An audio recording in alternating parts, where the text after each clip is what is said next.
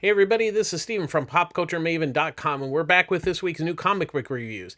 Now, as you can see, we have changed things up a little bit. This is a very small portion of the hardcovers that I have, but we thought we'd mix it up. One, I've got a desk for a new job. So we're doing it at a different location. We'll see. I think this might work out pretty well. There's ton of books this week, tons, lots of new number ones, and a lot of returning series. So we're gonna get right to it. First up, we have Superman, Son of Kal-El #1, written by Tom Taylor and John Timms. So this is his son, Clark's and Lois's son. And we've obviously seen him. He was during the Patrick Gleason Tomasi run, and then we've also seen him in Super Sons. But now he's grown up, so now him and Damian they're still friends, but there's like an age difference there. So, but this is his adventure, and he's kind of starting off as a Superman. Or not replacing Superman. He just he's just helping out, and so it was quite interesting. I've kind of read some Super Sons, and I've read some of the Tomasi run, but not a whole lot. So I was kind of coming into this new, and once again, I'm a really big Tom Taylor fan. He just at this point seems to almost do no wrong. So. It's a good first issue. It gets he does a really good job of like explaining things, setting it up, kind of like, actually his birth is actually really great story. And in fact, especially with Clark, it's really quite funny. So it has a nice sense of both adventure and humor, which is really good. And it's really an enjoyable story. I think it really shows a lot of promise. I mean, whenever you do these spin-off books with kids or younger members, they either seem to sink or swim. So in this case, it actually swims pretty well. John Timms' artwork is actually really nice here. He does a really nice job, and he gives him a really good look, and in the fact that he is young, and he does, portray that really well, because you have to, he's young, but he's not, old. So, he's kind of like, 18, 19, kind of looking. And it's a really good looking book. So I think it's off to a good start, and we'll kind of see where it goes. But I think it's well worth checking out if you've been shy on kind of picking up a Superman book with the regular ones. I think this is a good thing to check out. Next up, we have The Last Book You'll Ever Read #1, written by Colin Bunn with artwork by Leila Letts. Ryan at the comic store kind of described this as In the Mouth of Madness. That is, and in some respects, it kind of is similar to that film. I think what's interesting is it's like an interesting story. It's got some interesting things. So it's about this author who writes this book, and some people read it and go crazy.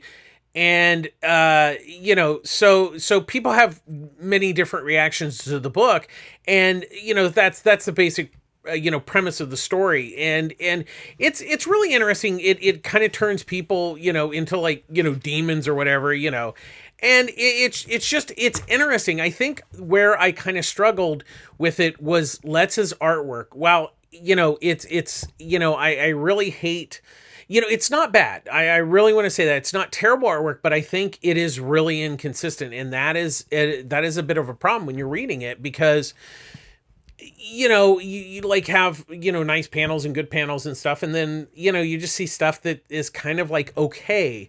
And it really, in a lot of ways, kind of takes you out of the story. And, I think the other thing is, Colin Bunn is writing so many books now. I mean, it seems like every month it's like, 12 books by Colin Bunn. As a matter of fact, there's another one later on this week that came out.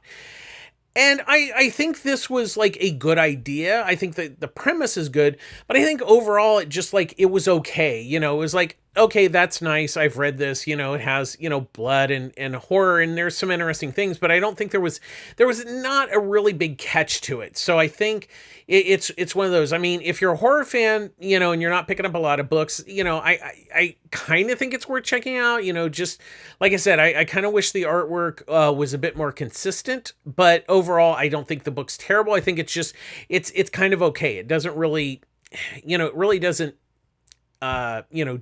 jump up and down to the, it certainly doesn't jump to the top, but I wouldn't say it floats at the bottom either. So next up we have Batman Secret Files Huntress #1, written by Mariko Tamaki with artwork by David Lapham. Now, one of the main reasons I picked this up is for David Lapham, who's well known for Stray Bullets, which is an amazing book. If you can still find them, I think they're still in print. And of course, Mariko Tamaki has been writing detective. So, I picked this up because one, I like the creative team. I also enjoy Huntress. I remember when she was introduced, back, I believe it was Denny O'Neil and Joe. I know it was Joe Stanton wrote it, he was the artist who designed her. And and she's been in the comics throughout the years. She's been there was the Birds of Prey television show. So it was nice to see her kind of come back. I mean, I know she's been, but it was nice to see a solo story. I think where I really struggle, and it's certainly not anything against Tamaki or Lapham, but this is not a standalone story. So they do give you, Tamaki does give you enough of kind of what's going on to set it up, but the ultimate thing, by the time you get to the end of the issue, you're like, okay, I haven't read the beginning stuff, but I'm okay because she got infected by this worm or whatever, and they've cured her, and now she can see other people that are infected by this worm. But then you get to the end, it's like, oh, this is going to be continued in Detective Comics, and you're like, what?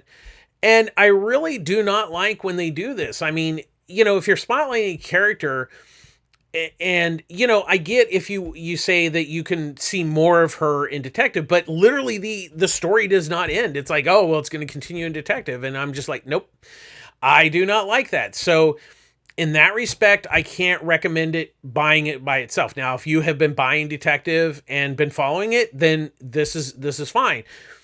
Once again, I thought the story was interesting, everything. I just got really pissed off at the end. I'm like, to be continued. I'm like, well, no, I'm not going to be continuing it because I don't hate Detective. There's so many books to read that it's just unfortunately fallen by the wayside. On the really plus side, I really love David Lapham's artwork. He's really just a great artist, and he doesn't really do a lot of mainstream stuff. So, this is a real treat to see him do this, and I, the artwork's gorgeous. I mean, I really love his artwork, and so in that end, it's a huge plus. But I just like I said, if you read Detective, pick this up. If you haven't been reading Detective, I would skip it because it's not a self-contained issue, and that I was disappointed in that respect. So, next up we have Amazing Fantasy #1, written and drawn by Kari Andrews. Now, this is kind of an interesting book. It's I don't want to say it's like What If, but it kind of is, or like DC's Elseworld. I think that's kind of a better way to look at this. In the sense of they take Marvel characters, Captain America, Black Widow, and Spider-Man, and they end up being taken to this like island of fantasy. You could say maybe like the Bermuda Triangle, but there's a huge fantasy element to it. As a matter of fact, Captain America saves a flying lion. And, Black Widow, it's kind of like, not her origin, but a little bit of like her getting out of Russia. She ends up on the island. The best one is Spider-Man, who gets kidnapped, and it's like a Bugs Bunny cartoon. He wakes up in a cauldron of water, and they're basically making a meal out of him. So that's really funny. It's kind of interesting because there's these separate stories, but they all come together on the island. And I really, I liked it because one, it's different. There's no continuity. It's its own thing. This is just going to be like a mini series. And of course you have, the story is really good. I really enjoyed all the stories and how he, kind of fit all the pieces of the puzzle together. But the artwork is amazing. I really liked his artwork. And he actually did slightly different styles for each chapter with each hero. So that was really a huge plus for this book because it's really great when an artist can kind of configure the art and make it look unique to like each story, and yet it's the same artist. So I really like this. I really recommend this book. You should really pick it up this week. It was a lot of fun, and that was you don't get those too often. Next up, we have Icon and Rocket #1, written by Reginald Hoodlin, with art with pencils by Doug Braithwaite, and inking by Scott Hanna and Andrew Curry. Now, this is the second of the milestone books to come out. We'll review Static coming up in a little bit because the second issue came out this week. So this actually is really a setup issue. So if you've never read Icon and Rocket, this really sets up the characters because it's introducing them, it's their origin story, or mostly Icon's origin story, but it does, have to do with how she meets him. So it's different than the original, but that's okay. You don't need to have read the originals, and that's what's really good about these is they're the same origins, but they're tweaking them just a little bit. Like it's kind of the same premise, but just slightly tweaked a little bit from the original milestone run. And I really, once again, I really enjoyed all the milestone books, and Icon and Rocket's really one of those. It's really easy to get right into, and Hoodlin really sets up the story really well. I mean, he has exposition to deal with, but he really makes it a very interesting story, and that's actually a big plus. Braithwaite, he's really a good artist, and he really he brings it. There's actually, there's not a lot of action in this. I mean, it's pretty much, there's kind of a little, action of, how he gets to Earth in the beginning, but for the most part, it's just dialogue. So,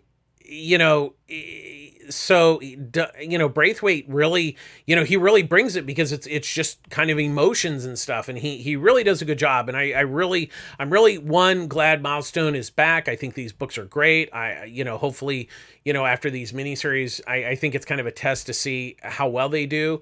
But I think it's in a way, Icon's kind of like a mashup of like Martian Manhunter and Superman in some respects. So I really enjoyed it. I think it's well worth picking up, and I think you should really check it out. Next up, we have Sweet Paprika #1, written and drawn by Mirka Andolfo.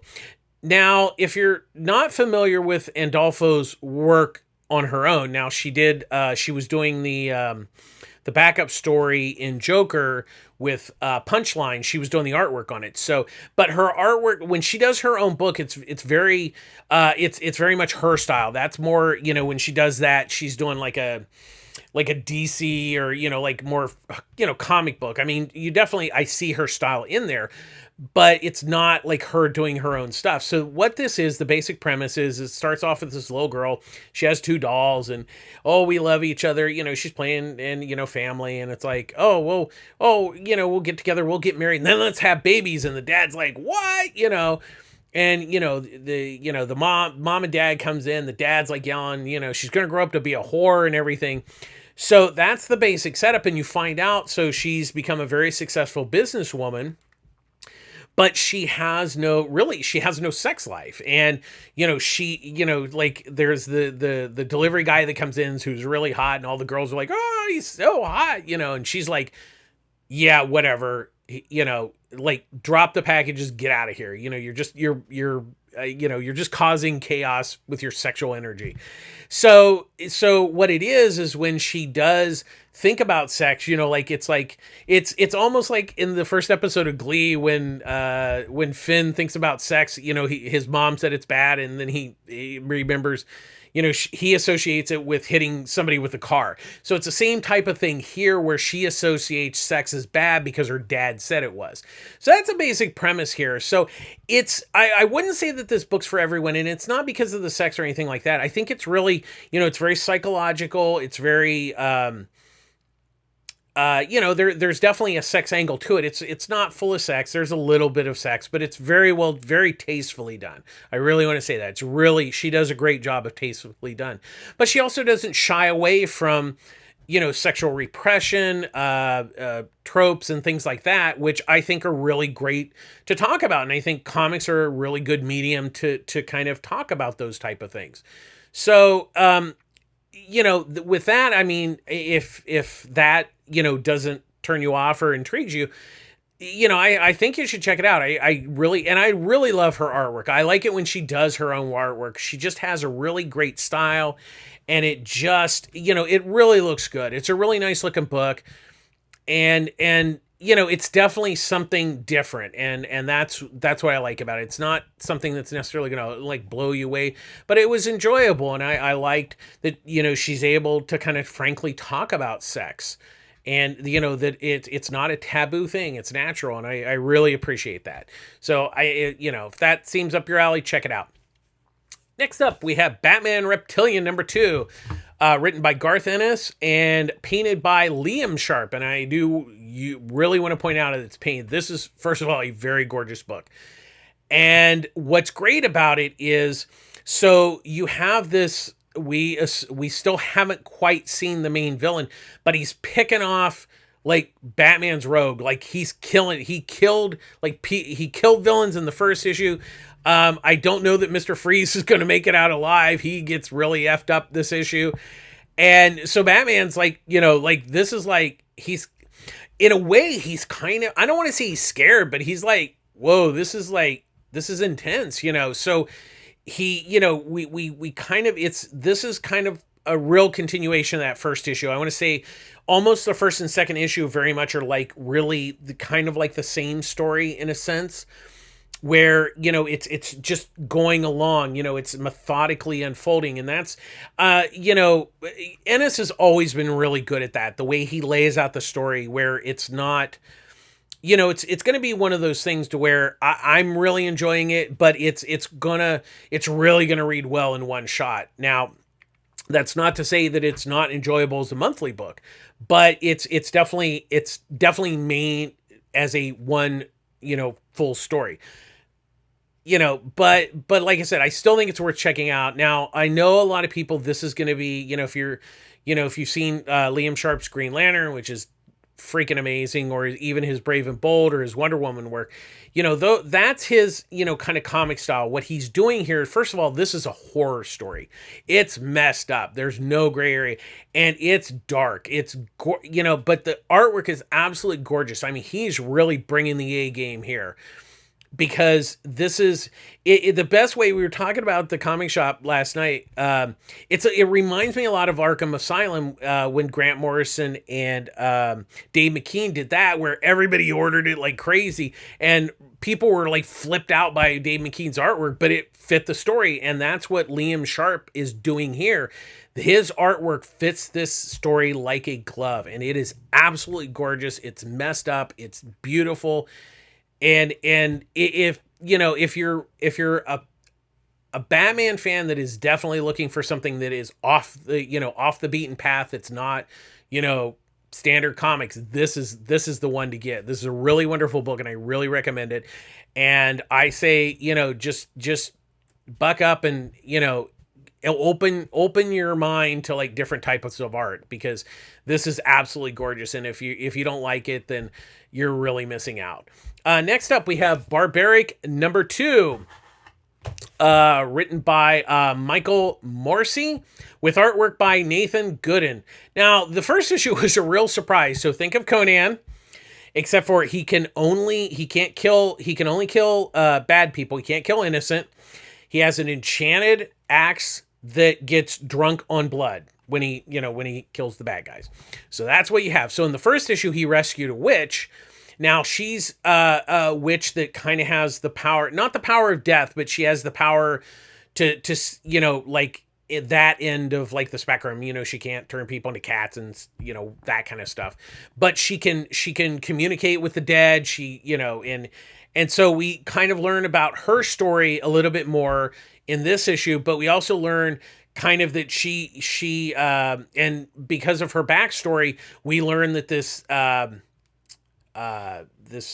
a church is actually possessed, and like they're, you know, like the main bad guy is at the church, so they go to the church to try to you know, save everybody, and they find out, well, it's not going to turn out well, because most of them are dead, and the dark, you know, the basically the you know, the dark evil you know, Lord is taken over. So that's what it really is. This book has been a really big surprise. It's just a lot of fun and crazy and everything, and it just it's really good. I think Morrissey's, you know, the story's laid out really well. That's what has a nice sense of humor, which adds to it, and then you have Gooden's artwork, which is really, really nice. I mean, it's a really good looking book. And I'll be honest, you know, Vault back in the day, there are, you know, like their books were not good. They've really stepped up their a lot of their books. Now, not everyone's a winner, but I'd say this is a winner. This is a really good book, and you really need to check it out. I'm really loving it.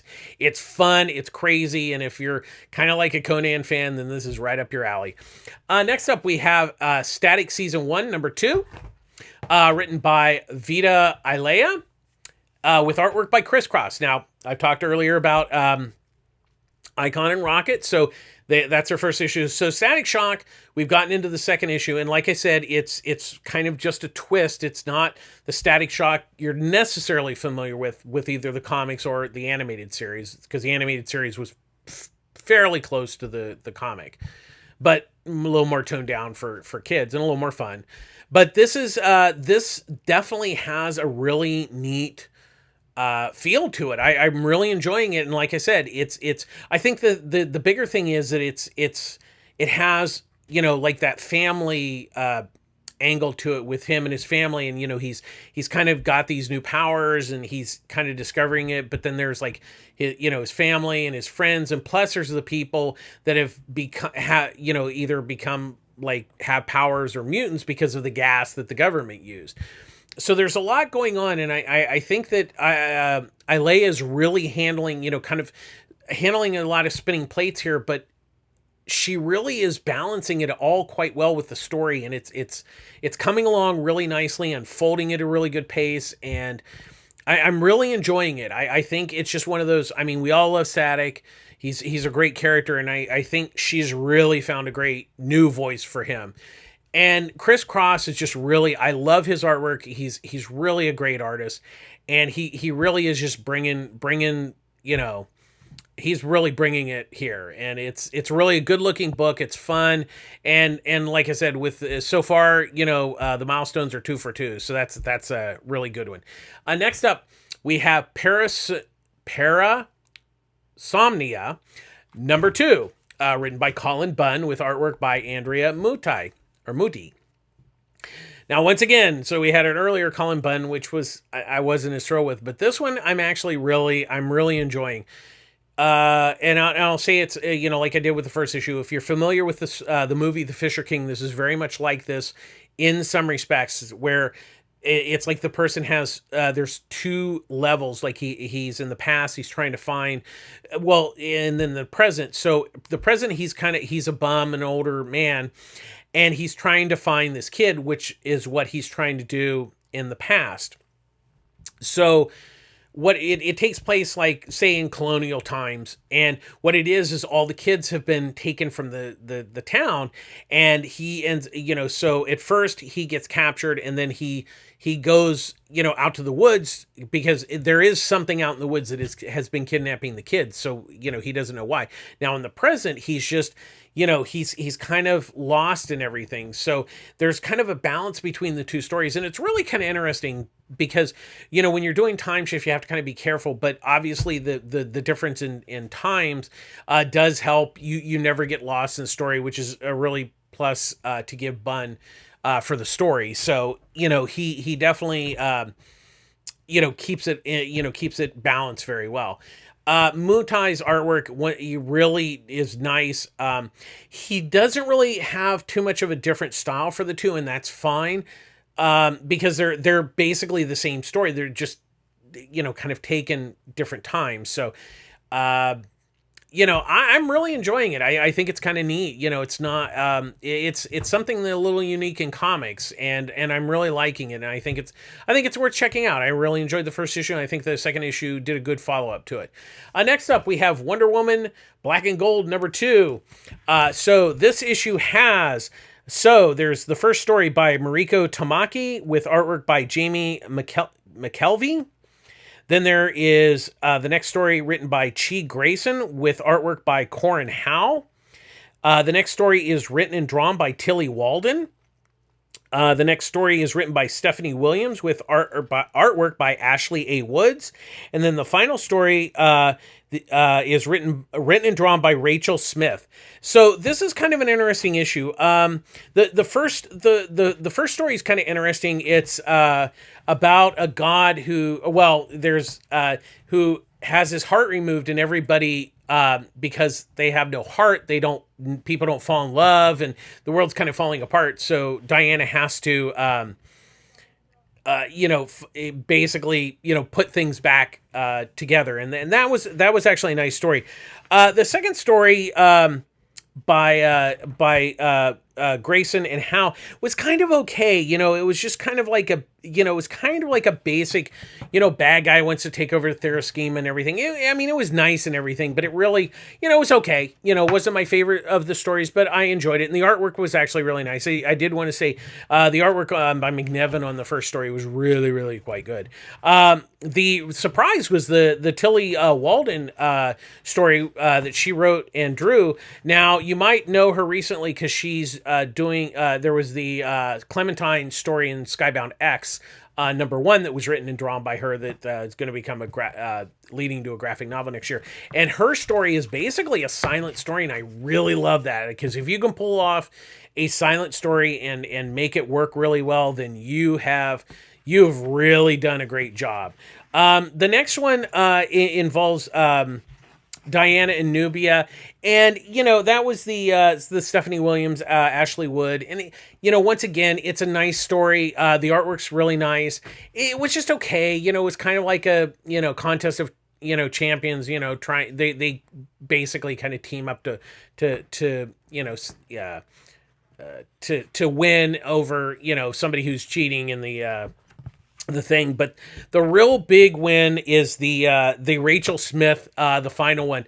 That is, first of all, the artwork is gorgeous. I really love it. I don't know her work, but I'm definitely going to look to see what else she's done. But the story has a great twist ending that is just, I will not spoil it. It involves hamsters, but it really is good, and that was my really favorite story. That one was really, I love the Walden story, but the last one by Smith was really, really wonderful. Once again, even the ones that I wouldn't say were my favorite, I still love short stories. I think it's great. I think it gives people that normally, don't get a chance to maybe even do mainstream comics to do these. And I love them. I still think it's well worth checking out. I think there's no clunkers here. But, and I just love short stories. And I love that DC, is really doing these. Next up, we have Vinyl #2, written by Doug Wagner with artwork by Daniel Hilliard. I like this book, but I'm still not quite sure what to make of it. It's really wild. It's really kind of nuts. We kind of have this cult that I think maybe are cannibals. I'm not sure. But so you have the guy from the first issue that wears kind of like the bear mask or whatever. So he's trying to find him. That's kind of what I get so far. And it's really wild. It's one of those, it's not like I don't know what's going on. I do, but it's like, I don't know where they're quite going with it, but that's okay, because that's part of the mystery to it.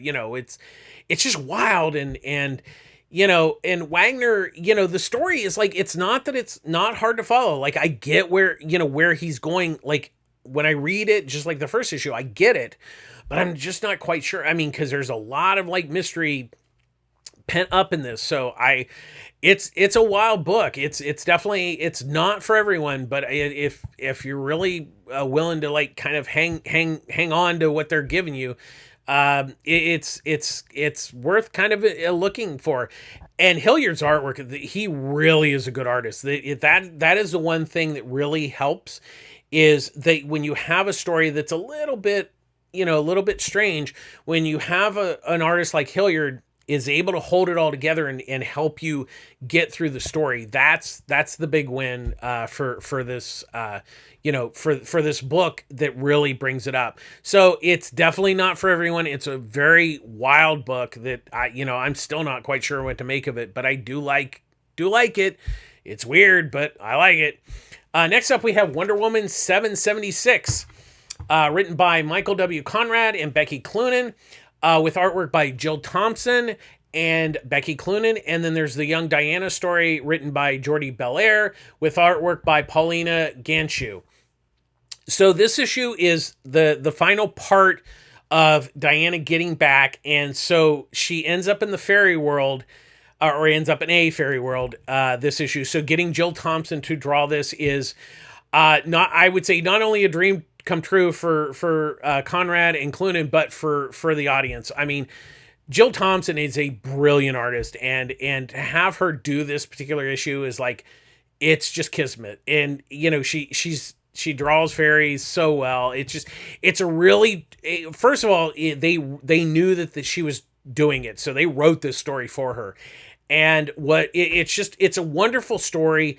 This one, I could almost say you could pretty much almost read this particular issue by itself, because even though, she has been on this journey to get back to, Earth, this is the final story in her getting back to Earth. So at the end of this issue, she does get back to Earth.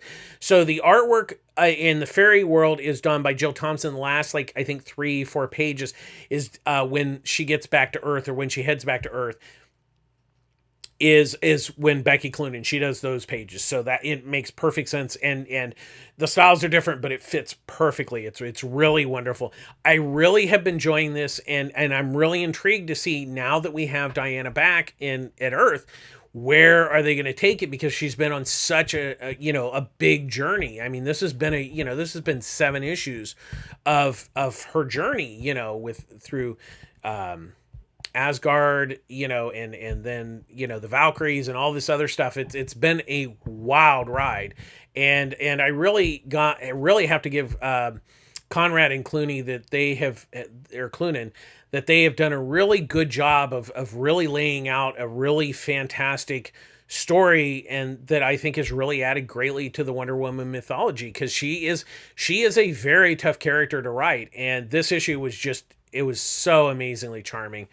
Now, I will say, I really enjoy Belair and Ganshu's Young Diana story. I think it's good, but this issue, it fit well, but I think the previous issue, I love it, but I just don't think it still fits. But I will say, when they collect that thing in the end, it's going to make a great book for all ages. But I do appreciate it. I do not want to come down on it. I really enjoy it. It's just, usually what I end up doing is I read the main story, set it aside, then I come back and read the Young Diana, because I think it stands better on its own. I just don't think it meshes well with the main story.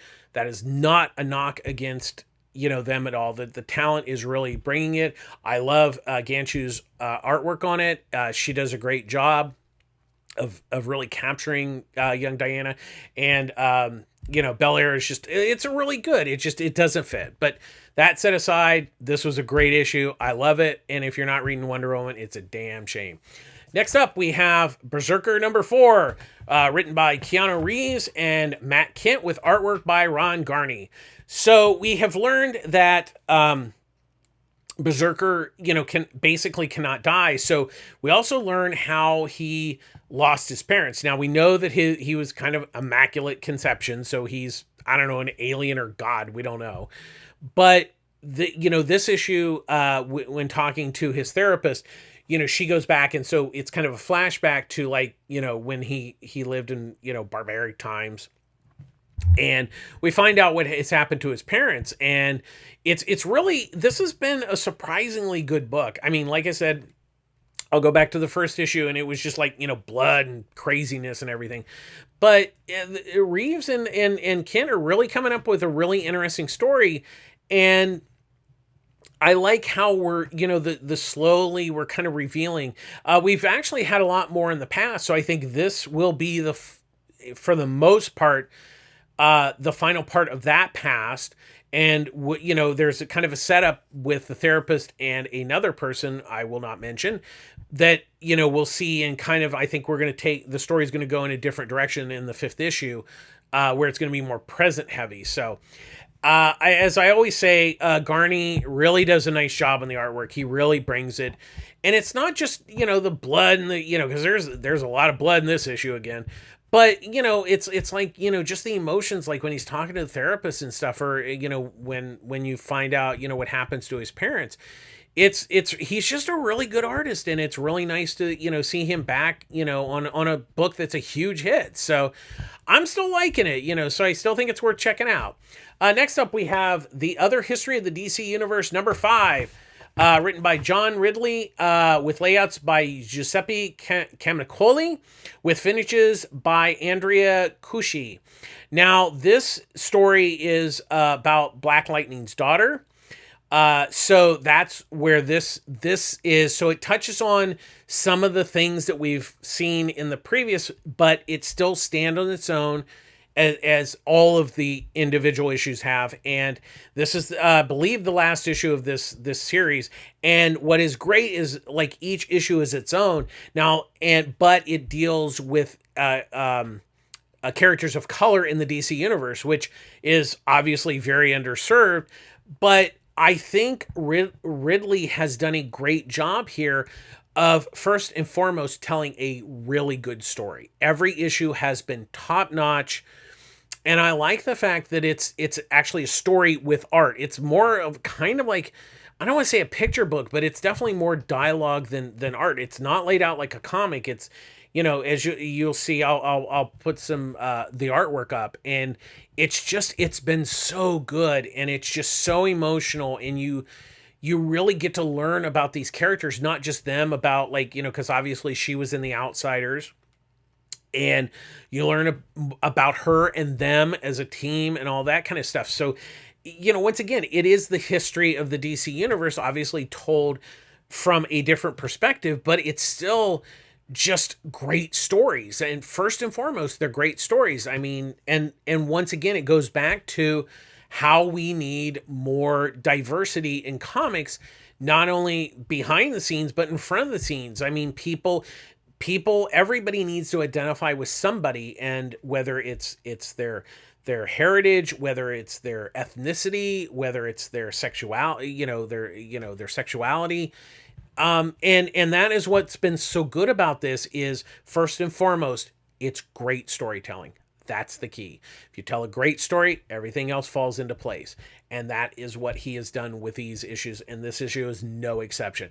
And I really want to once again point out Camuncoli and Cucci's artwork has just been fantastic, because it's not a normal comic, and that is not easy to portray.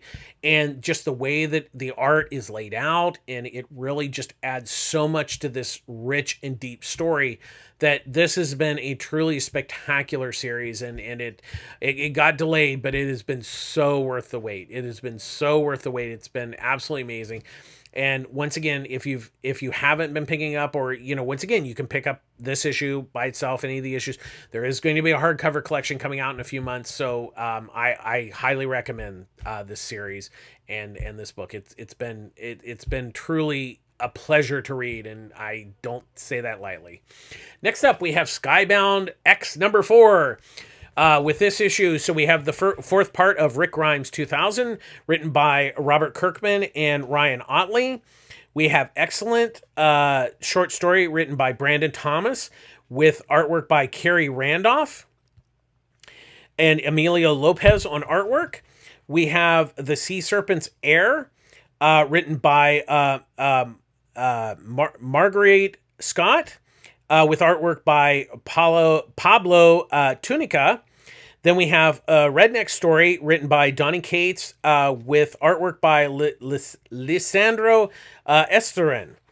So this issue, we have the fourth part of the Rick Grimes story, which really gets crazy. One of the characters comes back as a robot.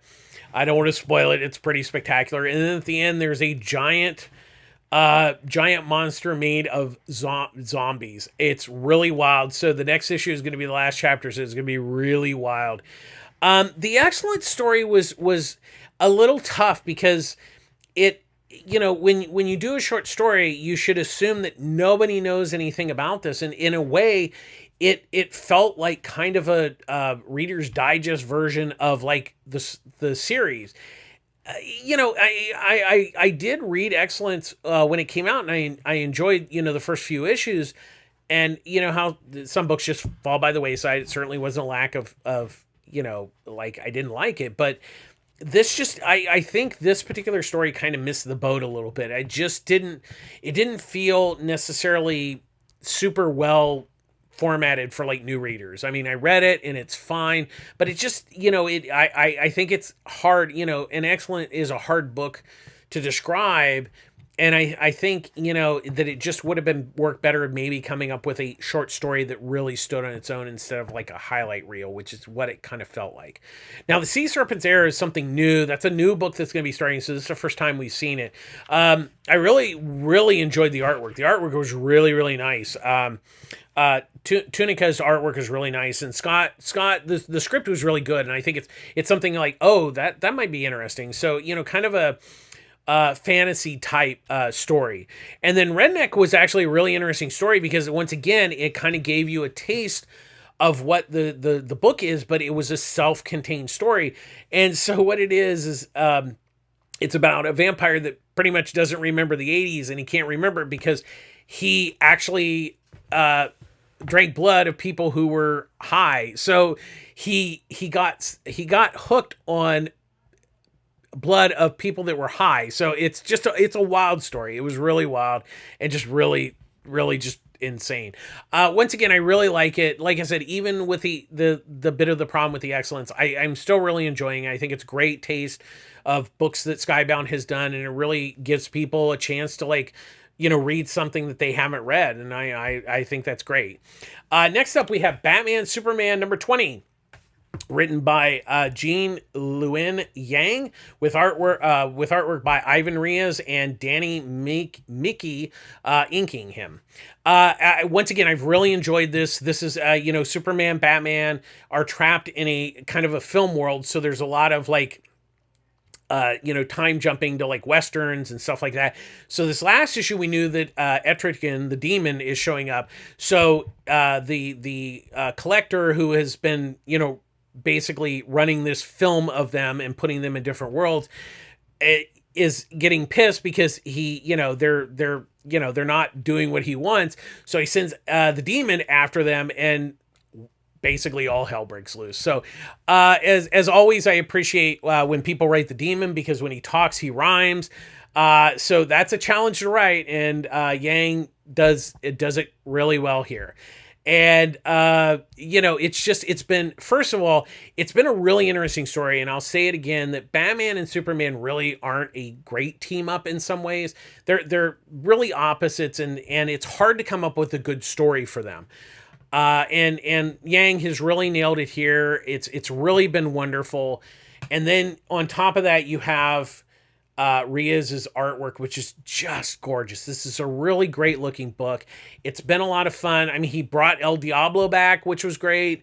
And it's really been fun. It's a shame if you haven't been picking it up. I know it's not a big seller, but it's really great, and I hope that when this storyline, this first storyline, it's collected in a trade, because this is really wonderful stuff. I'm really enjoying it. It's been quite a surprise, and I haven't really been reading the book, so if you can impress me, then you got me. Next up, we have Beta Ray Bill number 5, the final chapter, written and drawn by Daniel Warren Johnson, who is just freaking amazing. Shame on you if you haven't been picking up this book. I will continue with a review, but shame on you. That's all I have to say. So basically, Beta Ray Bill, Scourge, and Pip, and the ship, went to hell to get the sword from Surtur. And so because he basically wants to become human again for the most part. He's still an alien, but human. He doesn't want to, he wants to regain himself. And so that's what this final story is. And I really won't go into detail. I won't say what happens, but I will say that this has been a wonderful series. Daniel Warren Johnson's a freaking genius. The artwork is absolutely amazing. I love the fact that there are sometimes, and I'll show the artwork where, there's the regular comic panel, horizontal, and then he'll flip it to vertical so you can get that, kind of widescreen shot of like one just thing that's amazing. And this has been a great book, and it's been a really great emotional story. And I really have to say, Daniel Warren Johnson really knows how to tell a great emotional story. So it's just great stuff. And if you haven't picked it up, the trade's coming out. If you don't buy that trade, then shame on you again. And finally, we have Strange Adventures number 11, written by Tom King, with artwork by Mitch Gerards and Evan Doc Shaner. So we now know that his daughter is not dead, which is kind of the whole crux of the Peakets taking over or trying to destroy Rand and everything. So this issue, there's the confrontation between Adam and Alana, and it does not go well. I really, this has just been really amazing. And I love that, we have the way that King really paces this story out, and he's really good at it. And it's really been an emotional ride. It's one of those things where he just writes these deep and interesting characters, and it's amazing and it's fabulous. And, then you have Jared and Shaner that are just, Jared's is doing, like the Earth, the current, and then Shaner's doing the Rand part. And this issue, there's a lot of panels within panels. It's just gorgeous. And then there's one double page spread that Shaner, where they're riding these owl creatures, that just is mind blowing. It's absolutely stunning. But, really, this is a very emotional issue between Alana and Adam. And it really, she's pissed, and she has a right to be. So, this has really been great. I really love it. And, once again, if you haven't been reading it, we're coming to the end. I'm sure there, there'll be a hardcover and a trade, probably. I'm not sure about the hardcover. I hope there is. But there'll be a trade of it for sure, and I really, really recommend this book. That's going to do it. We got a lot of stuff. We're under the 50-minute mark. Barely. So once again, a public service announcement. I get all my books at Pulp Fiction Comics in Long Beach.